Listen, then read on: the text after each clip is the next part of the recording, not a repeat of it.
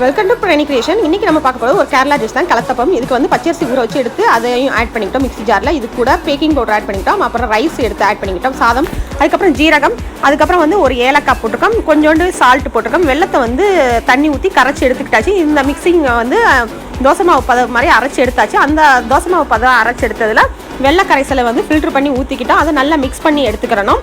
நல்லா தோசை மாவு பதத்துக்கு நல்லா இது பண்ணி எடுத்து வச்சுக்கிட்டாச்சு. ஒரு குக்கரில் வந்து தேங்காய் எண்ணெய் இருந்தால் ஆட் பண்ணிக்கோங்க. அப்படி இல்லை நான் அதனால ரீஃபண்ட் ஆயில் ஆட் பண்ணிக்கிட்டு தேங்காய் வந்து புதுசாக இருந்து அதையும் நல்லா பொன்னிறமாக வறுத்துட்டு அதில் தேவையான அளவு தேங்காயை மட்டும் கொஞ்சமாக எடுத்துட்டு அது மீதி தேங்காயோட இந்த மாவை மிக்ஸ் பண்ணி வச்சுருக்க மாவு கலவையை ஊற்றிட்டோம். அதுக்கப்புறம் லாஸ்ட்டாக அந்த எடுத்து வச்சுருக்க தேங்காயும் போட்டு குக்கரை வந்து லோ ஃப்ளேமில் வச்சு விசில் போடாமல் மூடி வைக்கணும். நான் வந்து ஒரு 20 நிமிஷம் வச்சுருந்தேன். கடைசியில் பார்த்தா எனக்கு கிடச்சது இதுதான் கிடச்சிச்சு. இப்படி தான் கிடச்சிச்சு.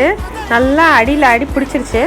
இதுதான் எனக்கு கிடைச்ச கலத்தப்பம். இந்த வீடியோ பிடிச்சிருந்தா லைக் பண்ணுங்கள், ஷேர் பண்ணுங்கள், மறக்காம